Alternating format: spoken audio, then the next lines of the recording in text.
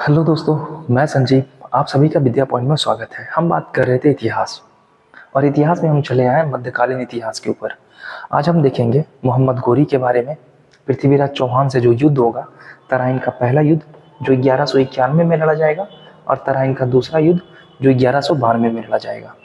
और जयचंद के साथ युद्ध होगा चंदावर का, जो 1194 में लड़ा जाएगा। तो ये तीनों बैटल देखेंगे। कुतुबुद्दीन ऐबक के बारे में थोड़ी बातें करेंगे और चलेंगे, कहानी को स्टार्ट करेंगे आगे। और वैसे बच्चे जो जीके जीएस की तैयारी करना चाहते हैं, चाहे वो एग्ज़ाम कोई भी आपका हो, आप किसी भी एग्ज़ाम को टारगेट करके रखे हो, आप मेरे पास आ सकते हो। सुबह में क्लासेस चल रही है 8 से 10:30, और शाम में क्लासेस चल रही है 2 से 6। अब हम बात करते हैं मोहम्मद घोरी के बारे में। मोहम्मद घोरी के बारे में जानने से पहले हम बात करेंगे थोड़े से मैप पे, जैसा कि मैं हर वीडियो में करता हूँ। ये जो क्षेत्र आप देख रहे हो, ये है गोमल दर्रा और ये है खैबर दर्रा। अच्छे से याद रखना, ये है गोमल पास और ये है खैबर पास। और दोनों कहाँ था? तो दोनों, ये अफगानिस्तान का क्षेत्र और ये पाकिस्तान का क्षेत्र, दोनों की सीमा पर स्थित था। इसी दर्रे से होकर भारत में कौन प्रवेश किया था? सिकंदर। और इस दर्रे से होकर भारत में कौन प्रवेश करेगा? मोहम्मद गोरी। ये दोनों क्वेश्चन एग्जाम में पहले तो पूछा गया है। ठीक है, यहाँ पे हार्डी स्पीच का युद्ध होगा आगे जाके झेलम नदी के किनारे, राजा पोरस और सिकंदर के बीच में। ये बातें हम लोग कर लिए थे, यहाँ पे नहीं करेंगे। मोहम्मद गोरी गोर वंश का शासक है, और मोहम्मद गोरी का जन्म 1149 ईस्वी में हुआ था, और इसे अपने साम्राज्य का विस्तार करना था। इसीलिए ये गोमल दर्रे के रास्ते भारत में प्रवेश करता है। पहला क्वेश्चन तो यहीं से आएगा। और 12वीं शताब्दी में इसका जन्म हुआ है, और 12वीं शताब्दी में ही ये भारत में आक्रमण करेगा।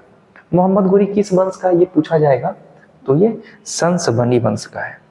और भारत में मुस्लिम सत्ता स्थापित करने का श्रेय मोहम्मद गोरी को जाता है। मोहम्मद गोरी सबसे पहले आक्रमण करेगा गुजरात के क्षेत्र पर, और गुजरात में उस समय शासक थे मूलराज द्वितीय। मूलराज द्वितीय जो है, ये सोलंकी वंश के शासक है। आप लोगों में से हमें को ये बताना, सोलंकी वंश का संस्थापक कौन है? पिछले क्लास में हम राजपूत वंश के बारे में डिटेल में बात किए थे, है ना। तो ये सोलंकी वंश का शासक है मूलराज द्वितीय। ये सबसे पहले मोहम्मद गोरी को पराजित करेगा। तो यहाँ से भी एक क्वेश्चन आता है कि मोहम्मद गोरी को सबसे पहले भारत में कौन पराजित किया था? सोलंकी वंश का शासक मूलराज द्वितीय सबसे पहली बार पराजित करेगा। इसके बाद गोरी आगे बढ़ेगा और पेशावर, सियालकोट और पंजाब, ये सारे क्षेत्र को जीत लेगा। यानी उत्तर पश्चिमी क्षेत्र को गोरी अपने कब्जे में कर लेगा और आगे बढ़ेगा। गोरी का एक गुलाम था जिसका नाम था कुतुबुद्दीन ऐबक। तो ऐबक के बारे में बाद में बात करेंगे, पहले हम देख लेते हैं युद्ध। युद्ध के बारे में बात करें तो तराइन का युद्ध और चंदावर का युद्ध। कहा जाता है इतिहास में सबसे बड़ी गलती अगर कोई किया है तो वो था पृथ्वीराज चौहान। अगर मोहम्मद गोरी को, जो प्रथम तराइन के युद्ध में हार गया था, यहीं पे अगर मार दिया जाता, तो आज ना तो दिल्ली सल्तनत होता और ना ही मुगल सल्तनत होता।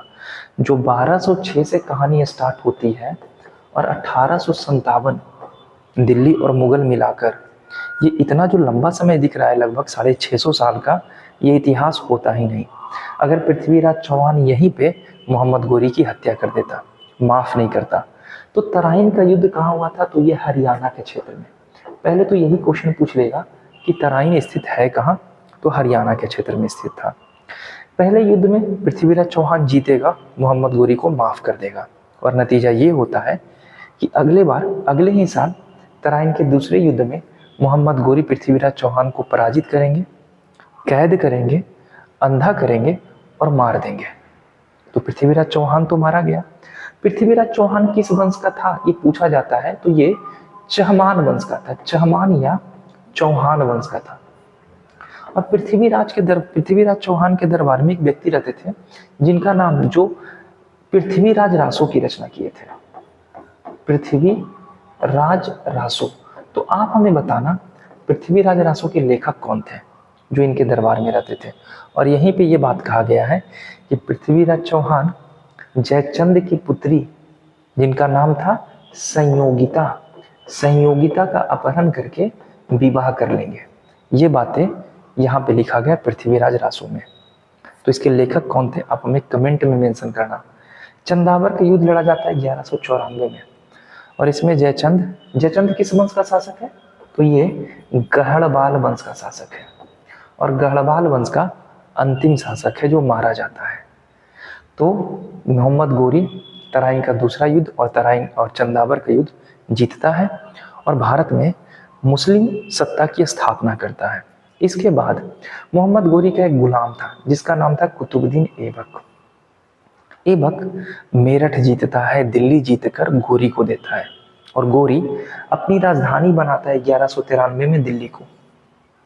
अब यहाँ से एक बात क्वेश्चन आता है कि दिल्ली सल्तनत की पहली राजधानी कौन सी थी? तो दिल्ली सल्तनत की पहली राजधानी थी लाहौर, जो ऐबक बनवाया था। लेकिन दिल्ली सल्तनत की दूसरी राजधानी थी दिल्ली, जो ऐबक का गुलाम इल्तुतमिश बनाएगा, जिसे गुलामों का गुलाम कहा जाता है।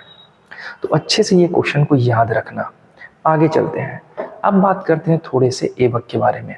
चूंकि ऐबक इंपॉर्टेंट गुलाम है, मोहम्मद गोरी का 4 गुलाम था। एक तो आप देख ही रहे हो ऐबक था, और ऐबक को क्षेत्र मिला था किसका? दिल्ली का क्षेत्र मिला था। दूसरा था यालदोज, तीसरा था कुबाच, और चौथा था बख्तियार खिलजी, जिसे बंगाल का क्षेत्र दिया गया था गोरी के जरिए। ये सारे क्वेश्चन पूछे जाते हैं, और बख्तियार खिलजी वही शासक है जिसने नालंदा विश्वविद्यालय को बर्बाद किया और भागलपुर में विक्रमशिला विश्वविद्यालय को बर्बाद किया था। कुतुबुद्दीन ऐबक क्या करेंगे? अजमेर को जीतेंगे और वहाँ पे जैन मंदिर और बौद्ध मंदिर को तोड़ देंगे, और तोड़कर एक मस्जिद बनवाएंगे, किताब उल इस्लाम मस्जिद। ये मस्जिद का निर्माण करेंगे और एक विश्वविद्यालय को तोड़ेंगे और वहाँ पे 2.5 दिन का झोपड़ा बनवाएंगे। और ये जो संस्कृत विश्वविद्यालय है ना, ये किसने बनवाया था? तो ये बनवाया था विग्रह राज चतुर्थ के द्वारा बनवाया गया था। इसे बिसल देव के नाम से भी जानते हैं, और इसने हरिकेली नामक नाटक की रचना की थी। हरिकेली नाटक जो संस्कृत में लिखा गया था। ये सारे क्वेश्चन आप मेंशन करते चले जाना। और इसके दरबार में एक व्यक्ति रहते थे जिनके द्वारा ललित विग्रह राज, एक ललित विग्रह राज की रचना की गई थी। उस व्यक्ति का नाम आप हमें बताना। और ललित विग्रह राज की जो पंक्तियां हैं जो संस्कृत में लिखी गई है, आज भी वो 2.5 दिन के झोपड़े की दीवारों पर दिखता है। तो ऐसा कहा जाता है कि कुतुबुद्दीन ऐबक ने संस्कृत मठ को तोड़कर 2.5 दिन का झोपड़ा बनवाया था अजमेर में, और आने वाले दिनों में कहीं इसे भी भारत सरकार तोड़ ना दे और वहां पे फिर से विश्वविद्यालय बना दिया जाए। संभव हो सकता है ऐसा। गोरी का अंतिम आक्रमण किसके विरुद्ध था? खोखरों के विरुद्ध था। और कब था? 1205 में।